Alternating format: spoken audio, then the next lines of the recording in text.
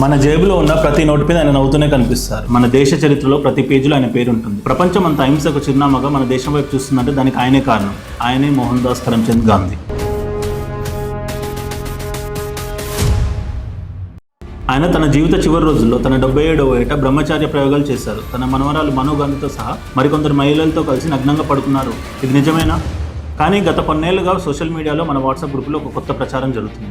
గాంధీ దేశానికి చేసింది ఏం లేదు, గాడ్సే గొప్ప దేశభక్తుడు, సుభాష్ చంద్రబోస్ వల్లే స్వతంత్రం వచ్చిందనే మాటలు మనకు రోజు వినిపిస్తున్నాయి. అసలు ఇన్ని సంవత్సరాల తర్వాత ఉన్నట్టుండి గాంధీజీపై ఎందుకు ఇంత వ్యతిరేకత?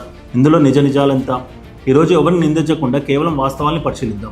ఇందులో మొదటి ఆరోపణ, గాంధీజీ నైతికత సరికాదని.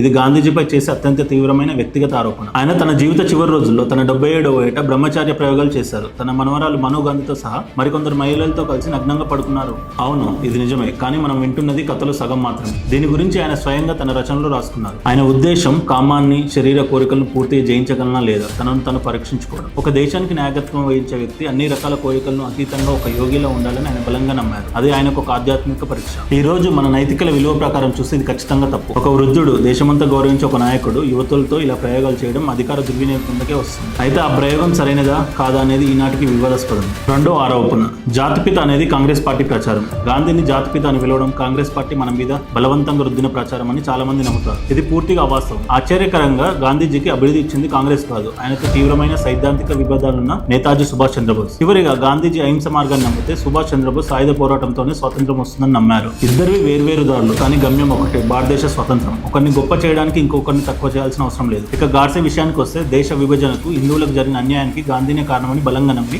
ఆయన్ను హత్య చేశారు. ఇది ఒక రాజకీయ హత్య. చరిత్రలో ఎవరు 100% మంచోలుగా కానీ ఎవరు 100% చెడ్డోలుగా కానీ ఉండరు. ప్రతి ఒక్కరిలోనూ లోపాలు ఉంటాయి, గొప్పతనాలు ఉంటాయి. వాట్సాప్ ఫార్వర్డ్ లో వచ్చే సగం నిజాలకు అబద్ధాలను పట్టుకొని ఒకరిని దేవుడుగా ఇంకొకరిని దయ్యంగా చిత్రీకరించడం చాలా సులభం. కానీ ఒక వ్యక్తి జీవితంలోని కొన్ని వివాదాస్పద సంఘటనలు మాత్రమే పట్టుకొని దేశం కోసం వారు చేసిన త్యాగాన్ని, వారి మొత్తం జీవితాన్ని తక్కువ చేసి మాట్లాడడం సరైనదేనా? మనం చరిత్రని అర్థం చేసుకుంటున్నామా, లేక మనకు నచ్చినట్టుగా మన సౌలభ్యం కోసం చరిత్రను తిరగ రాసుకుంటున్నామా?